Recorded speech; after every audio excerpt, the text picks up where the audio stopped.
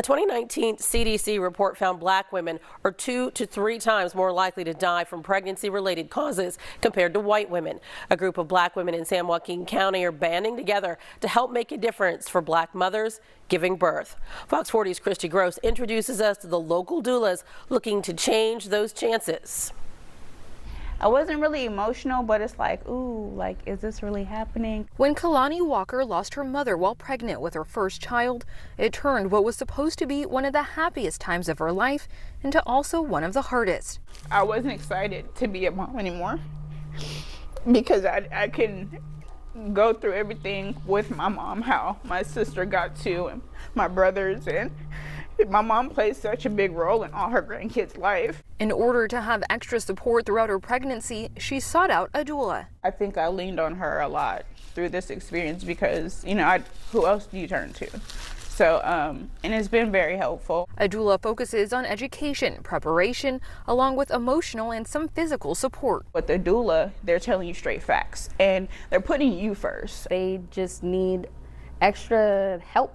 They need extra comfort. Crystal Thornton, a mother of 3, is one of only 5 Black women who recently completed a 16-week full-spectrum doula certification program. I felt like I needed to be of service to my community. Doula program was comprehensive.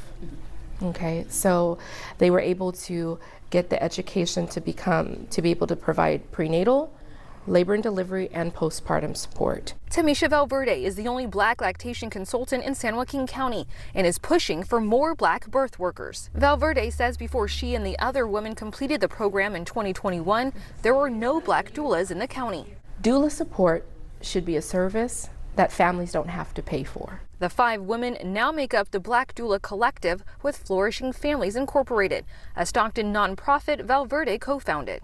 We like to see people who do the things that we want to do, that look like us and talk like us and walk like us and are shaped like us and are the same shades as us. And it makes us feel comfortable. It makes us feel at home and at ease. Thornton says as a doula, she's seen firsthand the difference in how Black mothers are treated in hospitals compared to others. The history of implicit bias. And you know, and it's still present in the medical field, and they're still learning that Black people don't endure pain. Black people's pain tolerance is extremely high. Black people are really aggressive in the way that they talk, in the way that they walk, in the way that they look. According to the CDC, Black mothers are nearly 3 times more likely to die from pregnancy-related causes than whites, Hispanics, and Asians. And Black babies die at 2 times the rate of whites, Hispanics, and Asian babies before they turn 1 year old. There's this fear, like, I might not make it out. That's the first thing. Is if I go into the hospital to have my child, am I going to make it home to be able to take care of my child? So just having that other person there to advocate for them, to make sure that their needs are being addressed, we're going to see that, we're going to see happier families. Co-founder Erica Dorsey, a mother of 3, says the need is real. For every Black birth in San Joaquin County should have a Black doula. That's how I see it. She says Flourishing Families is working to get more Black doulas and other birth workers in the county, which will lead to more positive birth outcomes. Postpartum depression goes down when you have a doula. Also, we know C-section rates drop, and there's going to be a decrease in maternal and infant mortality rates, as well as an increase in breastfeeding rates. These women say the time for awareness campaigns is over. It's time for action. It's time for change. Our babies are dying. Our mothers are dying, and our men are dying in the streets. And so, yeah, I take it personal because it's my village, it's my people, it's my community. And who else better to take care of them than us? Who else better to take care of them than someone like me? Last October, Governor Gavin Newsom signed the California Momnibus Act, which aims to close the racial gaps in maternal and infant mortality rates. Valverde says their organization needs financial support from state and local policymakers in order to grow their doula collective and to meet the needs of the Black community and save lives. So what we need is consistent funding. We need Black lives to actually matter.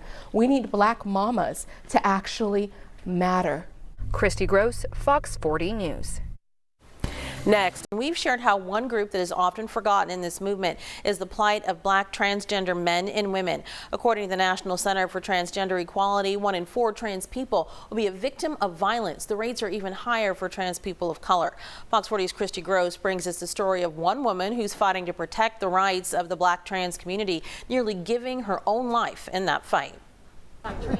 So, it's kind of... Grace Felicia Lawrence can still laugh despite the violence she survived. First time I was shot in the head, the bullet is still there.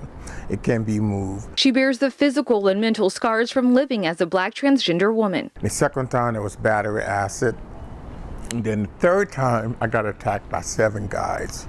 That time I fought back bitterly and I said, no, enough is enough. I'm gonna live. If you're trans, staying safe shouldn't be a challenge. In 2017, she founded the Global Transgender Task Force, turning her pain into passion, protecting transgender and non-binary people from violence. If I cannot educate and teach and pass this information on and the tools for my youth and young adult to be prepared for this world and keep themselves safe, then I feel I have failed my community. The constant threat of death in her native country, Liberia, forced her to leave. She found freedom and safety in San Francisco and granted asylum in 2006. But for her, even in the U.S., Black trans women are living in fear. You meet a sister or you meet a friend, and 4 months later, she's murdered. According to the National Center for Transgender Equality, at least 28 transgender people have been killed so far this year. The majority of those deaths are Black trans women. They have fathers, they have mothers, they have brothers, they have sisters. Some of them are parents themselves. I have 2 grown sons. At a time when racial equality and police brutality is at the forefront of the national conversation, Grace wants to make sure Black trans women aren't left out. Trans women are still treated like 3rd or 4th class citizens, even with our own Black community. According to the National Coalition of Anti-Violence Programs, trans people of color are 6 times more likely to experience violence from the police compared to their white cisgendered counterparts. To Grace, Black trans women play a pivotal role in the fight for equality. She wants people to know all Black lives matter, and that includes Black trans lives. Trans women are women. They too are part of the community, and they are here to stay. Kristi Gross, Fox 40 News.